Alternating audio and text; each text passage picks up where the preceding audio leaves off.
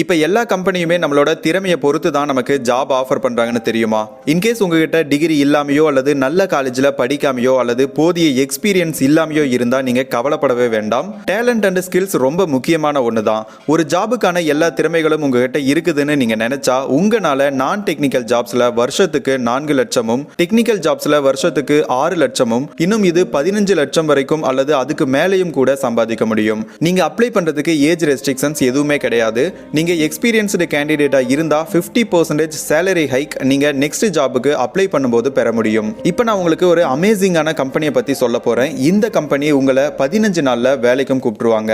Snapdeal. இதுக்கு முன்னாடி யாராவது இந்த கம்பெனி பத்தி கேள்விப்பட்டிருக்கீங்களா?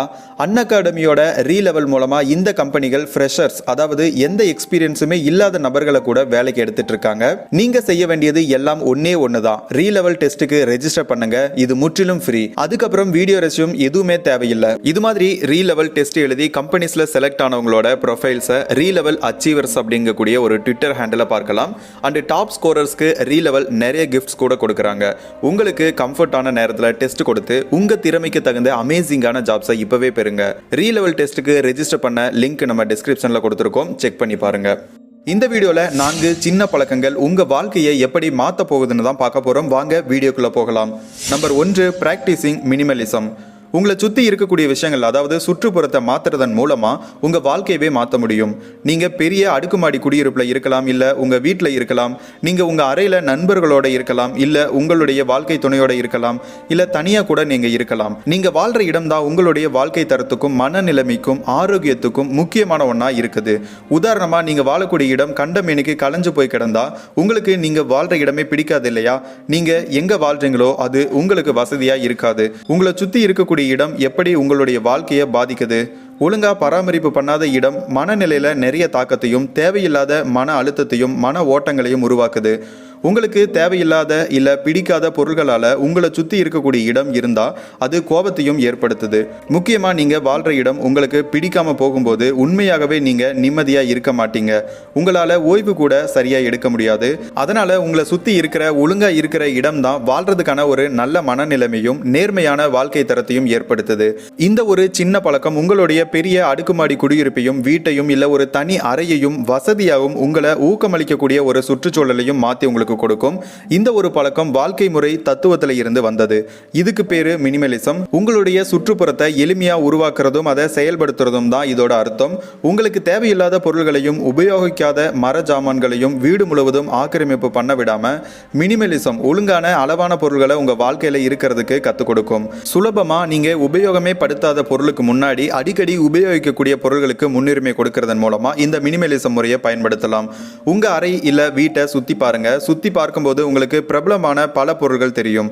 பழைய மரச்சாமான்களையும் பழமையான புத்தகங்களையும் தேவையில்லாத சாவி கொத்து தொங்க விட்டிருக்கிறதையும் நீங்க பார்க்கலாம். நீங்க பார்க்கக்கூடிய பல பொருட்கள் உங்களுடையதா இருந்தாலும் இந்த பொருட்களை எல்லாம் தினசரி நீங்க எத்தனை முறை அதெல்லாம் உபயோகிக்கிறீங்க?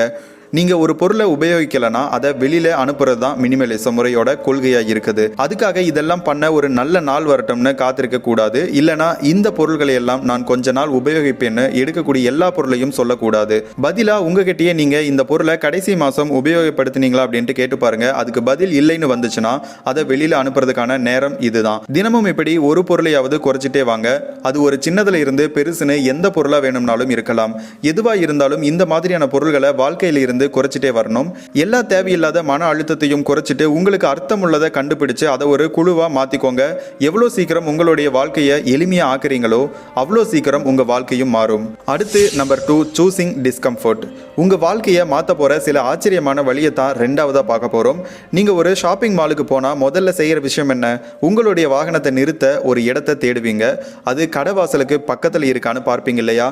சில பேர் வாசல்ல வாகனத்தை நிறுத்த அந்த வட்டத்தையே சுத்தி சுத்தி வருவாங்க. ஆனால் வாசலுக்கு பக்கத்தில் வாகனத்தை நிறுத்துறது ஒரு கெட்ட பழக்கத்தை உங்களுக்கு கற்றுக் கொடுக்குது. வாசலுக்கு பக்கத்தில் நிப்பாட்டுற பழக்கம் குறுக்கு வழியை தேடுற மாதிரி.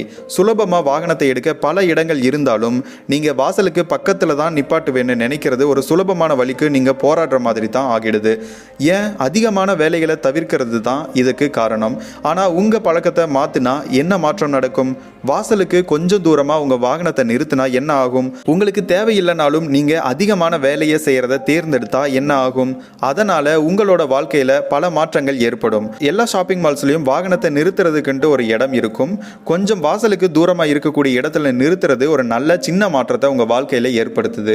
கொஞ்சம் தூரம் தள்ளி நிறுத்துறது நீங்க எழுந்திருக்கிறதுக்கும் கொஞ்சம் நகர்றதுக்கும் நடக்கிறதுக்கும் உதவுது. இந்த நாட்கள்ல உலகமே பல மணி நேரம் ஒரே இடத்துல உட்கார்ந்தே கிடக்குது.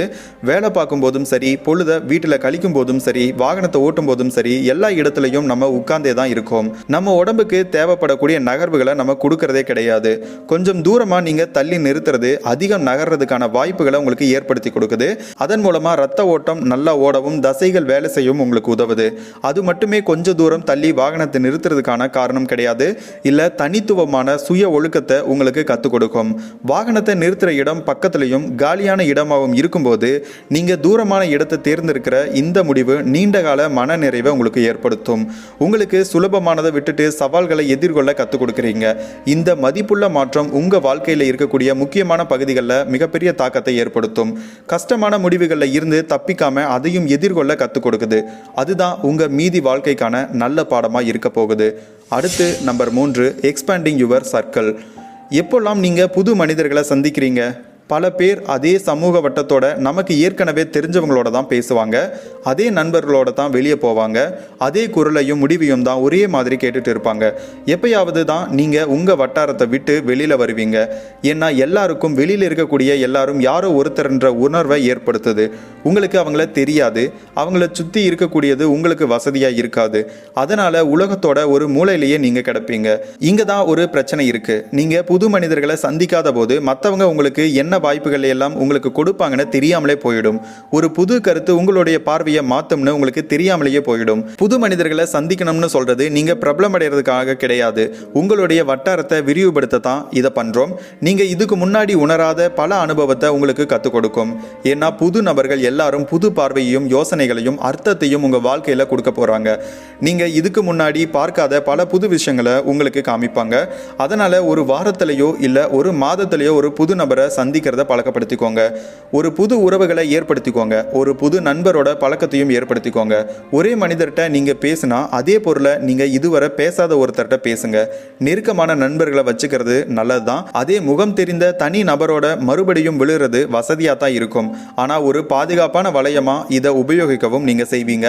அந்த வழியில வெளியே போறதும் உலகத்துக்குள்ள போறதும் புது மனிதர்களை சந்திக்கக்கூடிய அனுபவத்தை ஏற்படுத்த முடியும். இது ரொம்பவே பயமுறுத்துற மாதிரி இருக்கலாம், இல்ல அதிகமான வேலையா கூட இருக்கலாம், இல்ல பெரிய ஆபத்தா கூட இருக்கலாம். ஆனா நீங்க போடக்கூடிய உழைப்புக்கு இது ரொம்பவே மதிப்பு வாய்ந்தது. ஒரு புதிய மனிதரை சந்திக்கிறதும் புதுசா பேசுறதும் உங்களுடைய ஒட்டுமொத்த வாழ்க்கையையும் மாற்றலாம். அடுத்து நம்பர் 4, ஃபியூச்சர் கிராட்டிஃபிகேஷன். உங்க வாழ்க்கை முழுதும் உடனடி மன நிறைவானதா இருக்குது. ஆன்லைன் கேம்ஸ்னு எல்லாமே சீக்கிரம் மன நிறைவை அடைய, அதாவது கேம்ஸ்ல வர்ற ரிவார்ட்ஸ் மாதிரியான பரிசு பொருள்களால உடனடி மன நிறைவு அடையக்கூடிய விஷயங்களை கொண்டதா இருக்குது. பல பேர் live in the present moment இந்த வார்த்தையில கவனமா இருக்காங்க. இது உங்களுக்கு முன்னாடி இருக்கிறத பாராட்ட ஊக்கப்படுத்துது. அது மதிப்புள்ள ஒரு திறமை தான். ஆனா இங்க தான் பிரச்சனை இருக்குது. உங்களுக்கு முன்னாடி இருக்கிறதுல மட்டும் நீங்க கவனத்தை செலுத்தினா வருங்காலத்தில் இருக்கிற உங்களை விட இப்போ இருக்கிற உங்களுக்காக மட்டும் முன்னுரிமை அளிச்சுட்டே இருப்பீங்க. பெருசா எது உங்களுக்கு தேவைப்படுதோ அதுல இருக்க பார்வையை நீங்க இழந்துருவீங்க. பதிலா இப்போ இருக்கக்கூடிய உங்களை மட்டுமே திருப்திப்படுத்திட்டே இருப்பீங்க. உங்களுக்கு பெரிய கனவுகள் இருந்தா இந்த அணுகுமுறை வெற்றிக்கும் சந்தோஷத்துக்கும் உதவவே செய்யாது. இப்போ நடக்கிற அனுபவத்துக்காக உங்களை பாராட்டுறது ரொம்பவே மதிப்பு மிக்கது. ஆனா நடக்கிறதுக்கான முடிவுகளை எடுக்காம வருங்காலத்துக்கான முடிவுகளை பார்க்கணும். இந்த ஒரு விஷயம் என்னுடைய கனவுக்கு எப்படி உதவும்னு நீங்க யோசிச்சு பார்க்கணும். என்னுடைய இப்போ எடுக்கக்கூடிய முடிவுகள் வருங்கால பார்வையை எப்படி மாத்தும்னு யோசிச்சு பாருங்க. எந்த ஒரு முடிவையும் எடுக்கிறதுக்கு முன்னாடி இது போல பல கேள்விகளை உங்ககிட்டயே நீங்க கேட்டுக்கோங்க. உடனடியா கிடைக்கக்கூடிய விஷயம் பின்னாடி போகாம ஒரு 5 வினாடி உங்களுடைய வருங்காலத்தை பத்தி யோசிச்சு முடிவுகளை எடுங்க. உதாரணமா அதிகமான விலையில ஒரு ஆடம்பரமான கைக்கடிகாரத்தை நீங்க வாங்க நினைக்கிறீங்க. ஆனா அந்த பணத்தை நீங்க வங்கிகள்ல சேமிச்சு வச்சா உங்களுக்கு கஷ்டம் வரும்போது உதவும் இல்லையா? ஆனா உண்மையாகவே உங்களுக்கு அந்த கைக்கடிகாரம் தேவைன்னா என்ன செய்வீங்க? 5 வினாடி வருங்காலத்தை பத்தி பற்றி உங்ககிட்டயே கேளுங்க. இந்த பொருளால் உங்கள் வருங்காலம் சந்தோஷமாக மாறுமா, இல்லை இந்த கைக்கடிகாரம் அடுத்த வாரம் அல்லது அடுத்த மாதம் இல்லை அடுத்த வருஷம் இது என்னோட வாழ்க்கையில் முன்னேற்றத்தை ஏற்படுத்துமா? ஆமான்றது உங்களுடைய பதிலாக இருந்தால் பணத்துக்கான மதிப்பை அளிக்கலாம். ஆனால் இல்லைன்றது உங்களுடைய பதிலாக இருந்தால் தேவையான பொருள்களுக்காக மட்டும் நீங்கள் யோசிக்கலாம். அதனால் இந்த நேரத்தையும் நொடியையும் பாராட்டுங்க. ஆனால் உங்களுடைய கண்கள் வருங்காலத்தை பார்க்கட்டும். வருங்கால உங்களை திருப்திப்படுத்த கற்றுக்கோங்க. உடனடி தேவைகளை கட்டுப்படுத்துங்க. நீண்ட கால கனவுக்காக முன்னுரிமை கொடுங்க. எந்த அளவு முக்கியத்துவம் கொடுக்குறீங்களோ அந்த அளவு வாய்ப்புகள் கனவை உண்மைப்படுத்தும். ஓகே கைஸ், இந்த 4 விஷயங்கள் உங்களுக்கு பிடிச்சிருந்துச்சுன்னா இந்த வீடியோக்கு ஒரு லைக் பண்ணிடுங்க. நம்ம சேனலையும் சப்ஸ்கிரைப் பண்ணிடுங்க. இன்னொரு நல்ல வீடியோவில் மீண்டும் சந்திப்போம். நன்றி.